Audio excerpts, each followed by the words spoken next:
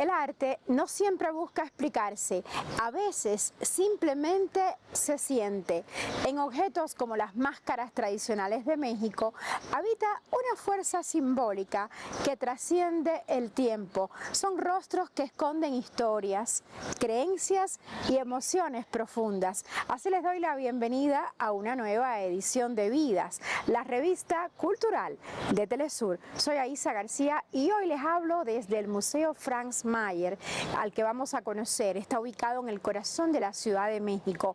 Aquí se presenta la muestra 1001 Rostros de México, máscaras de la colección Ruth de Lechuga, una exposición que recorre más de medio siglo de tradición y de estar muy bien coleccionada. Acompáñenos en este viaje por las identidades ocultas tras el arte popular mexicano. Pero antes, vamos a las noticias culturales más relevantes de la semana. Adelante, estudio. Del 5 al 12 de julio, Medellín se convertirá nuevamente en la capital mundial de la poesía con la 35ª edición del Festival Internacional de Poesía, un espacio que reivindica la palabra como herramienta de resistencia, diálogo y construcción de paz. Con la participación de 64 poetas de 35 países y más de 60 actividades gratuitas, el evento consolidará su legado como uno de los encuentros literarios más importantes del mundo. La programación incluirá lectura de poemas, conferencias, talleres, conversatorios y conciertos, junto a una muestra comercial de libros especializados. Los ejes temáticos reflejarán la urgencia de los tiempos actuales, poesía por la paz, resistencia espiritual, libertad de expresión, somos naturaleza y pedagogía de la poesía, entre otros. El festival contará con invitados de diferentes partes del mundo: Marruecos, Argentina, Canadá y Palestina, todos en una misma sintonía, reafirmando la poesía como memoria viva del asombro originario. Santiago se prepara para recibir nuevamente Viaje a Mombasa, un aclamado espectáculo familiar que combina circo, teatro y marionetas de animales a escala real, acompañado de una banda sonora en vivo inspirada en la tradición zulú. La obra se presentará del 20 de junio al 6 de julio en el Parque Estadio Nacional. La narrativa sigue a Mosi, un niño de madera que emprende un viaje por África con el anhelo de conectarse con la vida salvaje antes de su posible extinción. A través de encuentros con animales majestuosos, la historia entrelaza humor, aventura y reflexión. El montaje destaca por su innovación técnica. Las marionetas, creadas por un reconocido artista sudafricano, recrean con precisión los movimientos de la fauna africana. La dirección escénica, a cargo de un destacado exponente del Teatro Nacional, aporta una mirada poética y visualmente impactante, reforzada por técnicas circenses y manipulación de objetos.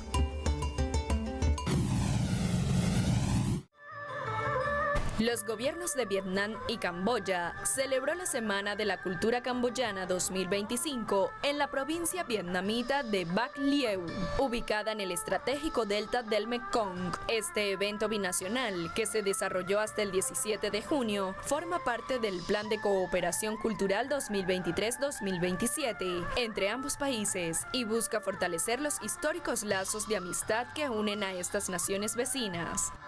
Por su parte, representantes camboyanos subrayaron que estas actividades permitieron al pueblo vietnamita conocer más profundamente las tradiciones de su país vecino. El programa incluyó exhibiciones artísticas, presentaciones de folclore tradicional y visitas a sitios turísticos en las provincias de Bac Lieu y Vinh Long. Las presentaciones artísticas que siguieron a la ceremonia inaugural ofrecieron al público vietnamita una muestra de la riqueza del patrimonio cultural camboyano, desde danzas tradicionales hasta expresiones musicales autóctonas. La destacada cantante cubana Zulema Iglesias será la encargada de llevar la voz de la isla caribeña al prestigioso concurso Intervisión 2025. Por su parte, Venezuela estará representada por el multifacético Omar Acedo, cantante, compositor y productor musical, con una larga trayectoria en la escena artística. El festival, que cuenta con el respaldo del gobierno ruso y la promoción de sus ministerios de Relaciones Exteriores y Cultura, reunirá a más de 20 países de América Latina, Asia, Oriente Medio y África. Entre las naciones confirmadas figuran potencias culturales como Brasil, China, Egipto, Irán, Sudáfrica, Kazajistán, India y Emiratos Árabes Unidos. Este evento se convierte en vehículo para el entendimiento internacional. La amplia diversidad geográfica de los participantes refleja el creciente interés por fortalecer los lazos interculturales a través de expresiones artísticas en el actual escenario global.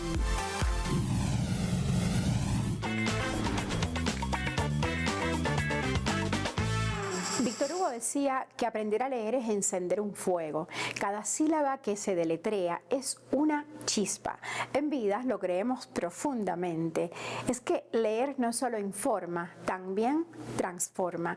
Hoy les propongo 2 títulos para leer en casa, de Editorial Planeta.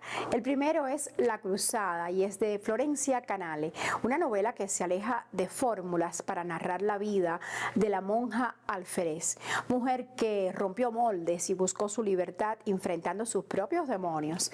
El segundo título que les traigo es Los filósofos y el amor, de Sócrates a Simone de Beauvoir. Sus autores son Eudes Lancelin y Marie Lemonnier, un recorrido provocador por las ideas que los grandes pensadores y también hombres, con todas sus contradicciones, han expresado sobre los celos, el deseo, el matrimonio y el papel de las mujeres en el amor. Sin duda, tema interesante para intercambiar comentarios en nuestras redes sociales. Tome nota, la cuenta a la que nos puede escribir es @vidastelesur en X y en Instagram. Ahí nos encuentra. Vamos a una pausa, pero ya volvemos.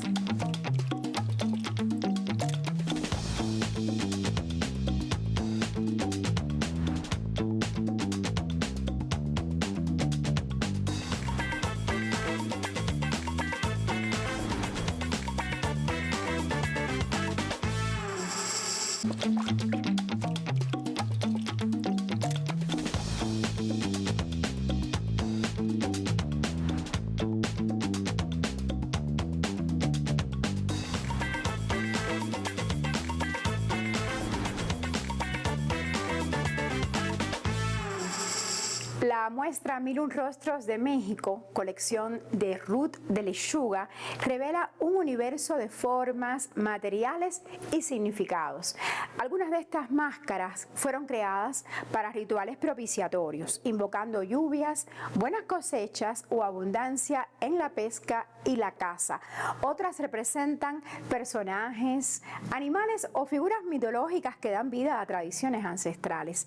Y bueno, así como estas máscaras dan forma a lo invisible, la literatura infantil despierta mundos internos, cultiva emociones y siembra preguntas, pero sobre todo forma lectores. Hoy en Vidas nos honra presentar al autor Luis Darío Bernal Pinilla, cuyas historias infantiles nos hablan de solidaridad, amistad y esperanza. Vamos a conocerlo.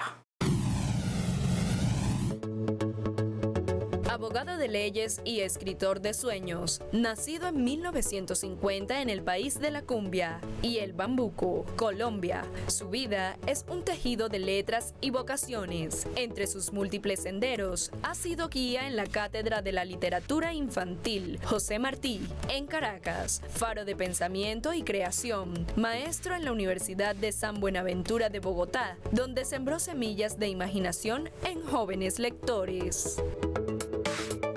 Nacido en Santa Fe de Bogotá.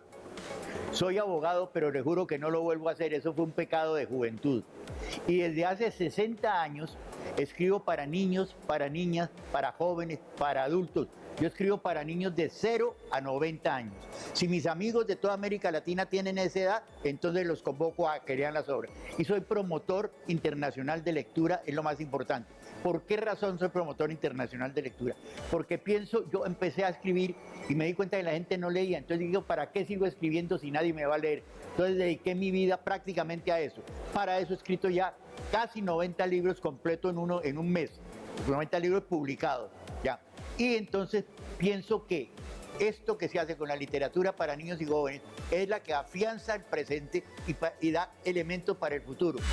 Su pluma compartida dio vida al libro Promoción de la Lectura en la Biblioteca y en el Aula, un mapa para navegar entre páginas y descubrir mundos. Fue también voz activa en la Asociación Colombiana para el Libro Infantil y Juvenil, extendiendo puentes entre los libros y las almas jóvenes. Frase que acuñé y que la agarró el ministro de Educación de hace como 30 años de Venezuela y la retomó y la lanzó por el mundo. Un niño sin lectura es un pájaro con las alas recortadas. Pero todo niño tiene imaginación, todo niño tiene fantasía, pero si tú no le das otras cosas se queda ahí, como el que rasca un 4 y tú no lo llevas a una academia, se queda ahí. Entonces dediqué mi vida a eso, porque pienso que el arte, la cultura, la poesía aterciopelan el alma del ser humano y le dan un gran desarrollo, no solo intelectual, sino emocional y físico. Entonces por eso dediqué mi vida a la promoción de la lectura.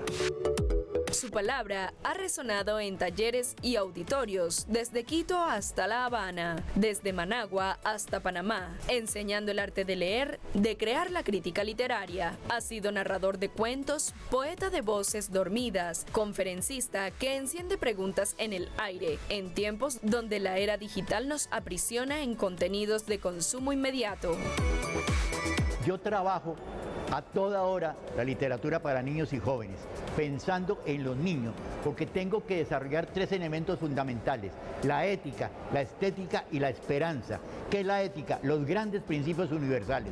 ¿Qué es la estética? La relación entre la forma y el contenido. ¿Y qué es la esperanza? Lo que los niños tenemos que darles para que cambien en la calidad de vida de los actuales, del actual mundo y del futuro. Entonces lo enfrento tratando de hacer la mejor obra posible de literatura, no solo con la obra mía, sino escogiendo los mejores escritores. ¿Por qué razón? Porque la literatura para niños, para pequeños, no es una literatura de pequeñeces, sino todo lo contrario. El niño que se ha educado en la literatura es un niño que va a ser mucho más inteligente, mucho más desarrollado, que va a tener un alma completamente diferente y va a ser universal, va a ser tolerante, ¿sí? Va a ser crítico. ¿Qué es ser crítico? Tener educado el criterio. Eso es lo que necesitamos. Y con todas estas cosas va a ser un hombre libre y liberador. En el ámbito literario, ha sido reconocido con galardones como el Premio Nacional de Novela Infantil por Catalino Bocachica 1979 y el premio en el Concurso Internacional de Cuento Pola de Lena, España 1980. Bajo el sello Alfaguara ha publicado obras como Catalino Bocachica, reeditada en 1990, Fortunato 1994 y Cataplum Plan Pluf 2002. Consolidándose como un referente en la narrativa para jóvenes lectores. Gané el Premio Internacional de Novela para Niños con Catalino Bocachica, una novela de un niño negro que quiere llegar a ser campeón de boxeo para comprar una lancha y salvar a su madre, que fue raptada por unos hombres de cabellos de fique, obviamente por unos gringos, pero obviamente que no lo nombro. Entonces eso me sirvió, eso me salvó, ¿ya? Y a partir de eso, con Catalino Bocachica he hecho de todo, tanto que ahora la vamos a llevar a cine, ¿sí? Y ha sido llevada a todo lo que tú quieras, a camisetas, a títeres, a teatro, a danzateatro, ha ganado premios en toda América Latina, tiene casi 100 ediciones con diferentes editoriales y todo. Para Bernal Pinilla, la lectura es trinchera contra dominaciones antiguas y semilla para reinventar la patria. Superar el subdesarrollo es el lastre colonial, exige más economía, requiere de libros que iluminen, arte que libere y cultura que nos haga dueños de nuestro porvenir. Países de Asia que se lograron desarrollar, se desarrollaron porque empezaron a manejar mucho el tema de la lectura de literatura y de la lectura de ciencia. Eso elevó la conciencia, elevó el conocimiento y se pusieron al frente del mundo. Hoy son los que mandan la parada en el mundo. Entonces es fundamental que los muchachos lean. Primero, para que puedan resistir los embates del imperialismo, y segundo, para que puedan crear y recrear su país, sus costumbres, su idiosincrasia hacia un futuro y una calidad de vida mucho mejor. Es absolutamente necesario para salir del subdesarrollo, no solo el económico, sino el subdesarrollo mental en que hemos vivido, que nos han mantenido por la fuerza de las armas desde que llegó el señor Colón el 12 de octubre, ¿sí? Es necesario Y eso no se hace sino con la lectura, con el arte y con la cultura. Luis Bernal es un tejedor de mundos infantiles. Su trayectoria refleja un compromiso constante con la educación, la cultura y el poder transformador de la literatura. Con libros como Brújulas y talleres como Canciones, convierte las letras en puentes para la sabiduría y en semillas para la eterna reflexión.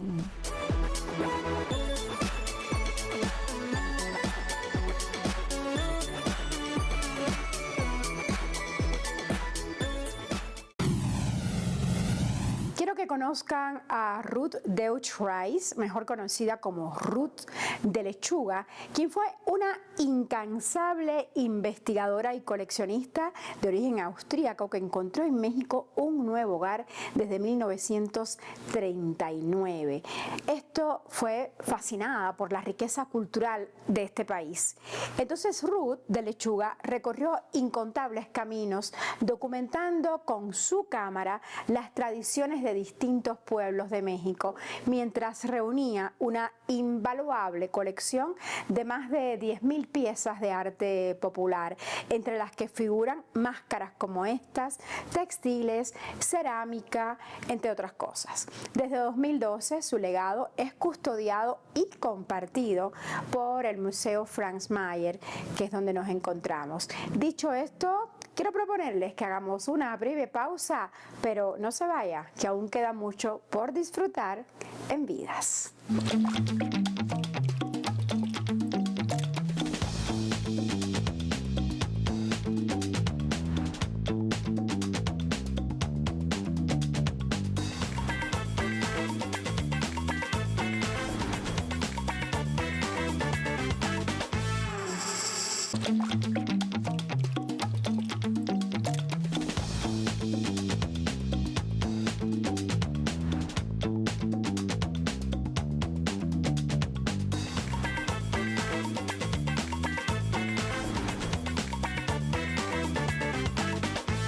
La protección, difusión y promoción de las culturas del mundo son algunos de los objetivos de nuestro programa Vidas.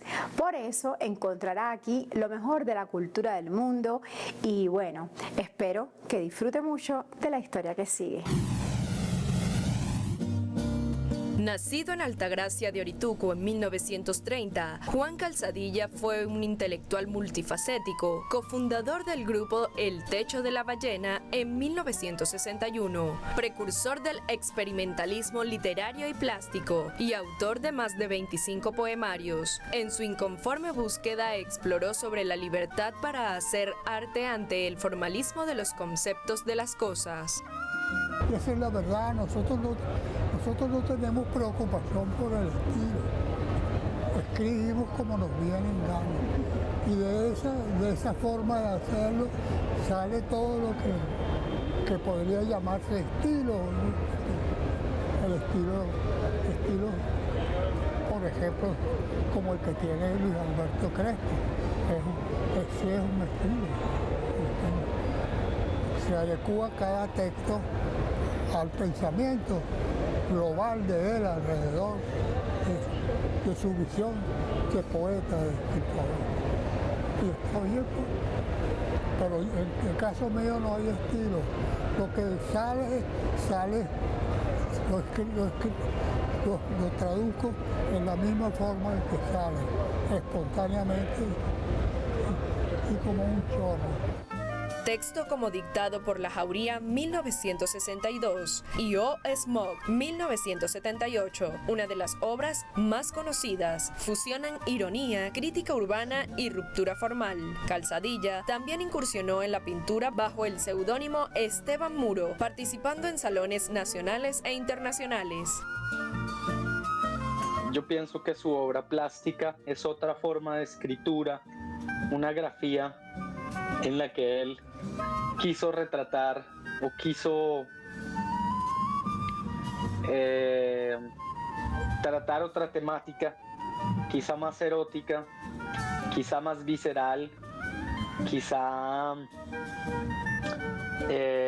distinta a la que utilizaba en sus libros, pero también siento que es decir, recuerda que él fue editor cuando era un joven en Altagracia de Orituco. Yo creo que lo que era muy inquieto, ¿sabes? Entonces creo que no terminaba de convencerle las letras y las palabras y luego las formas, y por eso bautizaba sus exposiciones como formas en fuga. Para Juan Calzadilla no existían fronteras para escribir. Cada trazo de un artista, que también puede ser una grafía, es la suma de las expresiones sensibles de un ser humano capaz de aferrarse a vivir intensamente la vida. Me está sopesando la falta de estilo. En la naturaleza de todo lo que yo escribo no hay el menor asomo de estilo. Nunca lo hubo. Además, confieso que no me ha preocupado tener estilo. Incluso no sé de qué se trata cuando me hablan de tener estilo. Para mí que lo tengo, y consiste en no tener estilo alguno, en no haberme ocupado jamás de labrarlo. Y es que soy poco dado a recordar lo que aún no me ha sucedido. No he sabido hacer de la memoria un trasto viejo a donde ir arrojando todo lo que no me hacía falta para no llegar a tener estilo alguno. Su compromiso político y cultural lo llevó a dirigir instituciones como la Galería de Arte Nacional, donde promovió la divulgación del arte venezolano. En 2017, representó al país en la Bienal de Venecia con Formas, escapándose del marco. Creo es que Juan, como llegó tan chiquito a Caracas, tan jovencito, tan carajito, empezó a buscar en los museos ese paisaje urbano que sentía que había empezado a perder por haber salido de Altagracia y de repente enfrentarse a una ciudad monstruosa de concreto, donde, como en la canción Por cuyas calles la compasión ya no aparece, pero que además a veces cuesta ver el sol con tanto rascacielo. Y yo lo que creo, esto nunca se lo pregunté, es que Juan empezó a encontrar refugio en los museos, y en los museos empezó a recuperar ese paisaje gracitano que había perdido, y creo que ahí empezó a tener él una interacción con el arte, y empezó a querer escribir y empezó a publicar, ¿no? Cosas maravillosas como esto. Juan Calzadilla deja un legado imborrable, poeta rebelde, artista visionario y gestor cultural comprometido. Su obra, entre versos y trazos, desafió los límites del arte venezolano. Más que un creador, fue un agitador de conciencias.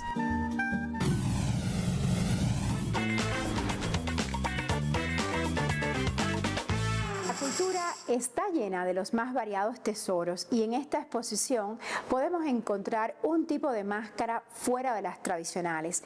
Les hablo de las que Ruth de Lechuga catalogó como máscaras de cintura y de espalda. Ella decía que si se considera la máscara como un elemento que transforma a su portador en un personaje diferente, se justifican entonces como máscaras todos aquellos artefactos que se usan sobre el cuerpo del danzante, como las de cintura o de espalda. Ahora escuchemos las palabras de la actriz colombiana Juliana de la Mora sobre cómo llegar a ser una gran artista. Hola, soy Juliana de la Mora, soy actriz, soy colombiana y vivo en Ciudad de México. Bueno, pues primero que todo, gracias por estar interesadas en las artes escénicas y en las artes en general.